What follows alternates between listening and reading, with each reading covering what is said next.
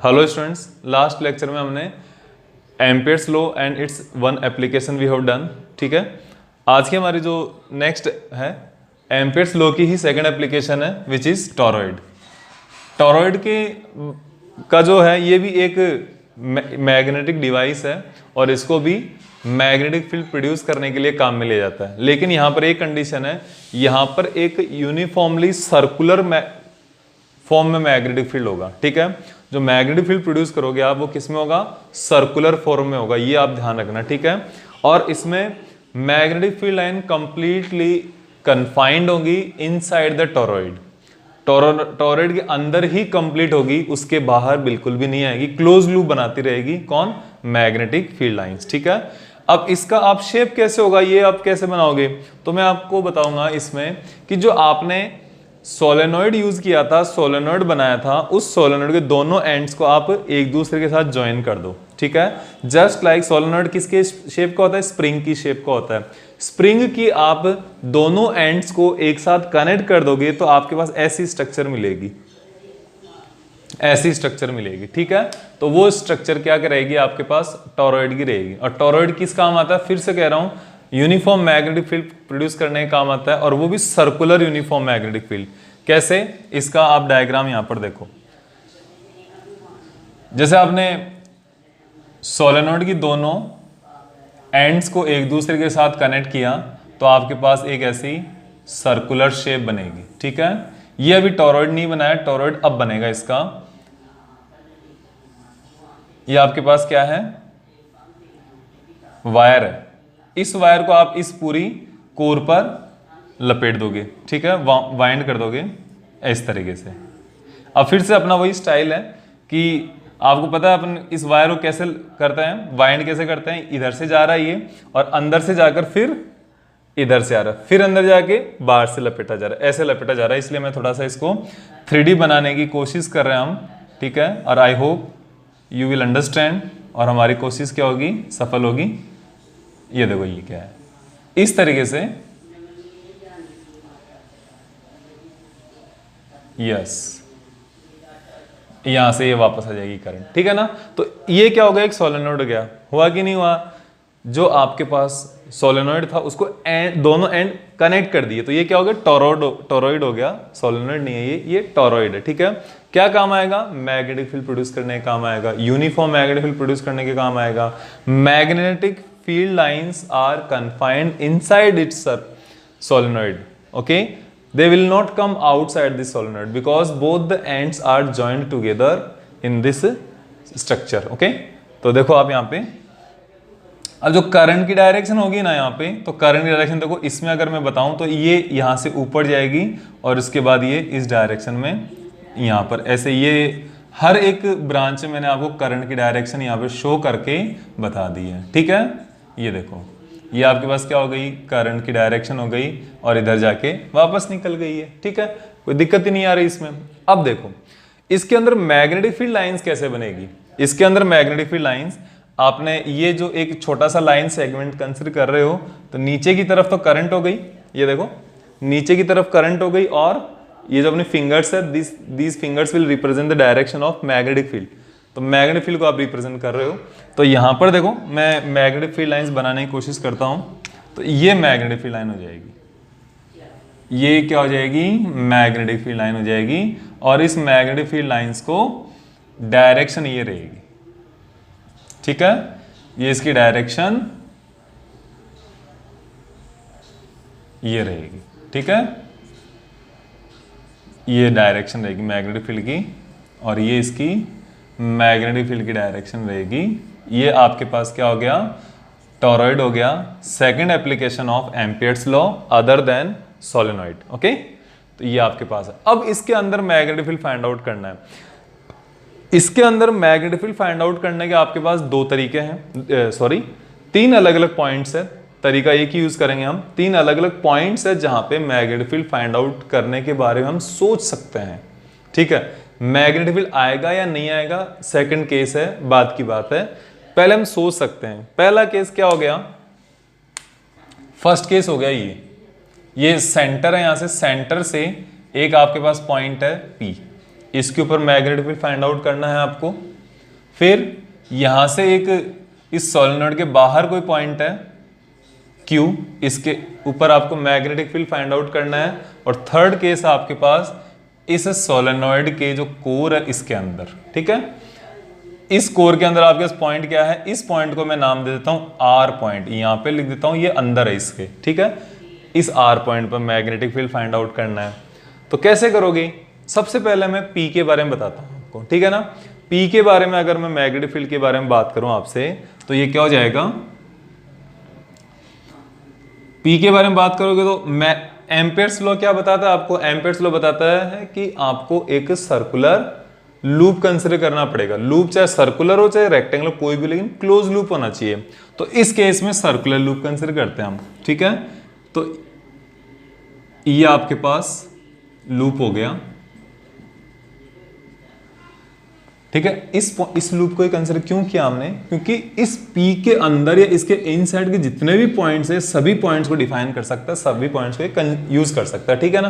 तो इसके अंदर नेट इसके थ्रू कितनी करंट पास हो रही है, इस P के अंदर जो लूप बनाई इस लूप के अंदर से कितनी करंट पास हो रही है, I इक्वल्स टू 0। तो आप लिख लो at point P B dot dl is equals to mu naught N I. ये होने वाला था ना, लेकिन ये वाली टर्म कितनी आ गई, 0 आ गई। तो B की वैल्यू भी कितनी आ जाएगी यहां पर, 0। मतलब इस कोर के अंदर का जो ये रीजन है यहां पर magnetic field will be 0। Okay, next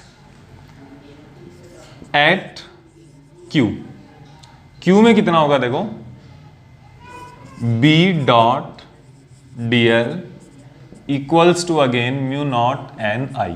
ये कैसे होगा देखना, ये Q है, Q के लिए आप कौन सा वाला ये लूप कंसिडर करोगे, ठीक है। टेम्पररी बनाया मैंने एक बार, ये वाला लूप कंसिडर करोगे। अब इसके अंदर से नेट करंट कितनी है ये देखना, देखो यहां से करंट अंदर जा रही है ना, तो मैंने इसको इस पॉइंट्स को मैं क्या कर रहा हूं, क्रॉस कर रहा हूं, अंदर इनसाइड जा रही है, ठीक है। समझना आप इस चीज को, बहुत इंपॉर्टेंट है ये। अगर समझ में नहीं आया तो ये मान लो कभी नहीं आया। करंट अंदर जा रही है इन पॉइंट्स में, और अब देखो यहां से अंदर गई तो ऊपर से क्या हुआ, करंट बाहर निकली। मतलब यहां पे हम इसको डॉट लगा सकते हैं, ठीक है। यहां पे हम इसको डॉट लगा सकते हैं। तो एक बात बताओ, ये जो लूप बनाया मैंने बाहर में, इस लूप के अंदर जाने वाली करंट्स कितनी है, जितने नंबर ऑफ टर्न्स है, ये देखो है कि नहीं। वापस बाहर आने वाली करंट कितनी है, जितने नंबर ऑफ टर्न्स है उतनी टाइम्स बाहर आएगी। तो नेट करंट कितनी हुई, इनसाइड प्लस कंसिडर करोगे तो आउटसाइड वाली नेगेटिव कंसिडर करोगे, तो करंट फिर से कितनी हो गई, यहां पर भी 0 हो गई। तो यहां पर भी आपके पास मैग्नेटिक फील्ड की वैल्यू कितनी आने वाली है, 0 आने वाली है, ठीक है। ये आपका काम हो गया यहां पर। अब थर्ड केस है, इन दोनों को मैं हटा देता हूं यहां से, ठीक है ना। दोनों केसेस को मैं यहां से हटा देता हूं आपके सामने। और तीसरा केस अपने पास क्या है,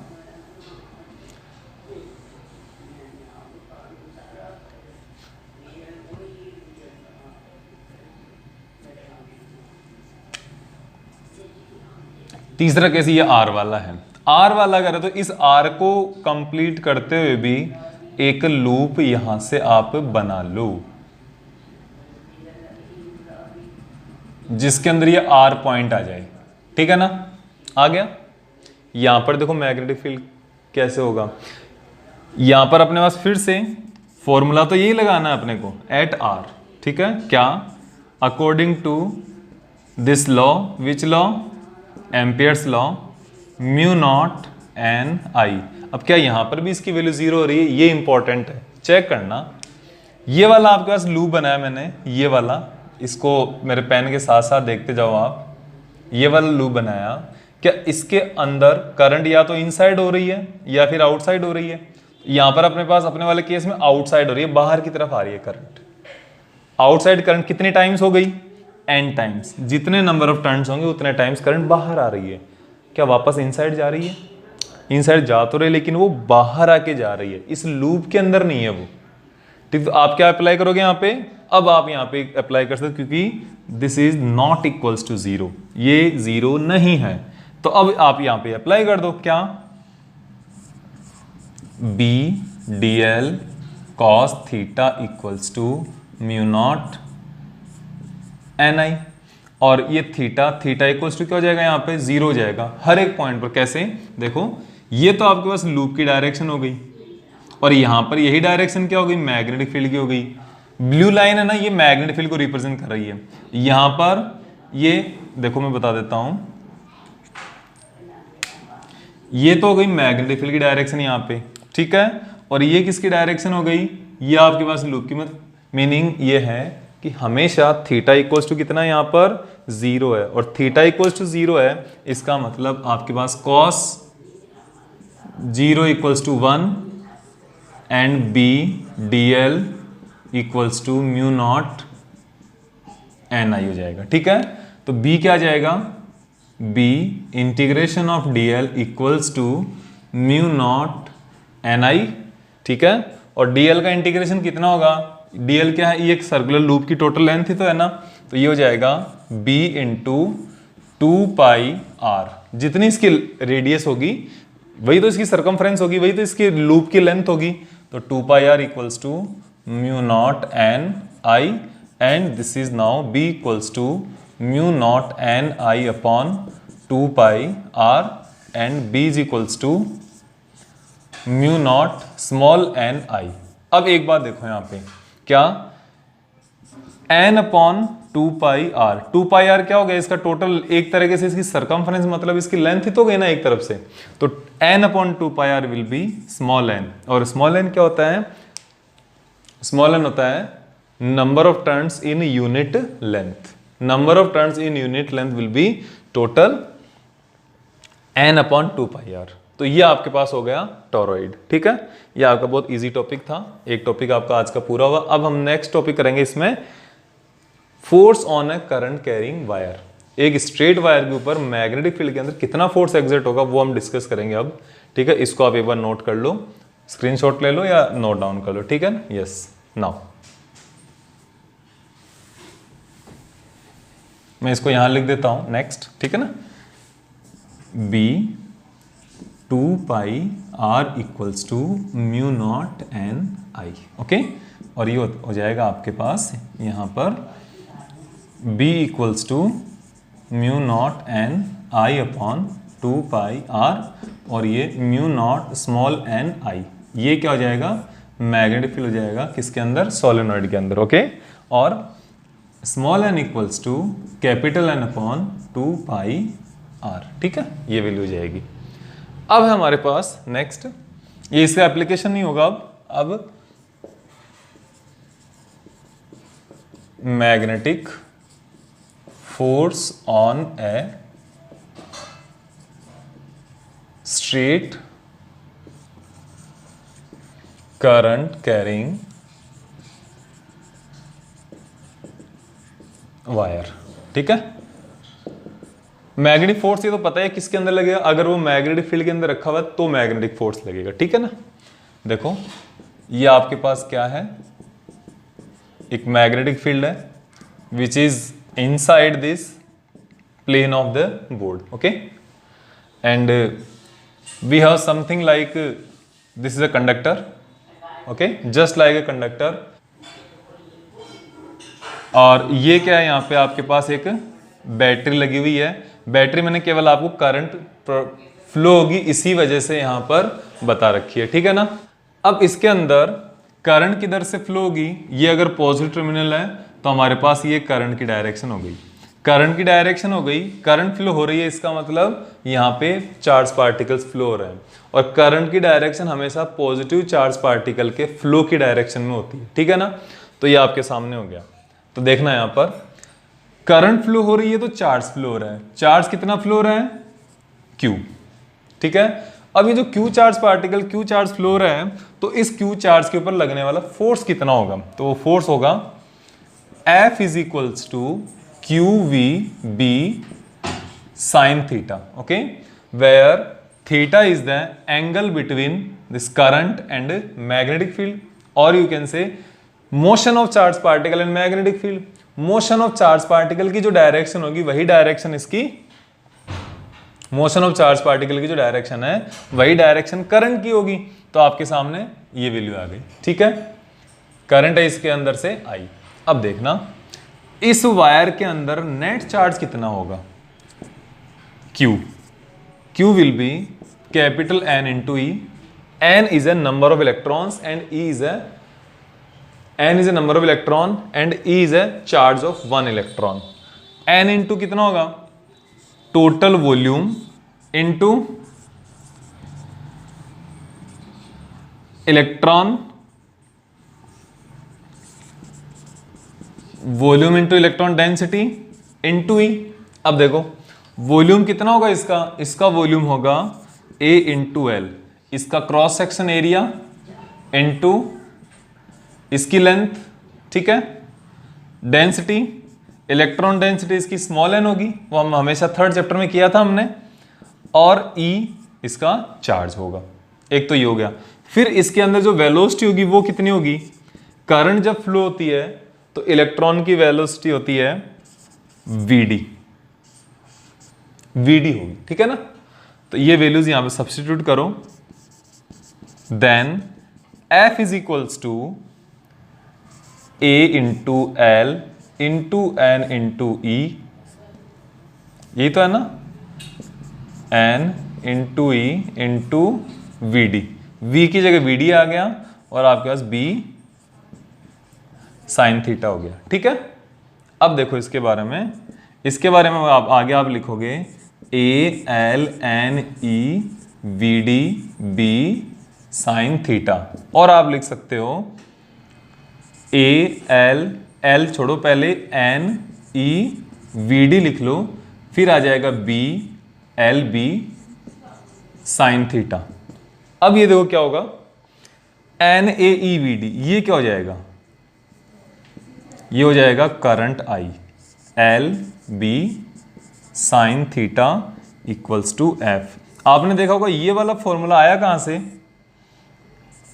ए n e v d equals to I, A n e v d equals to I. तो A n e v d क्या हो गया, ये आपका ड्रिफ्ट वेलोसिटी और करंट में रिलेशन था, वो फॉर्मूला है, और आपके पास ये डायरेक्ट करंट आ गई। और यहां पर आप इसको और वेक्टर फॉर्म में लिख सकते हो, F is equals to I into L cross B, I into L cross B, ये हो जाएगा आपके पास वेक्टर फॉर्म में। अब एफ के ऊपर भी क्या लगेगा, वेक्टर लगेगा।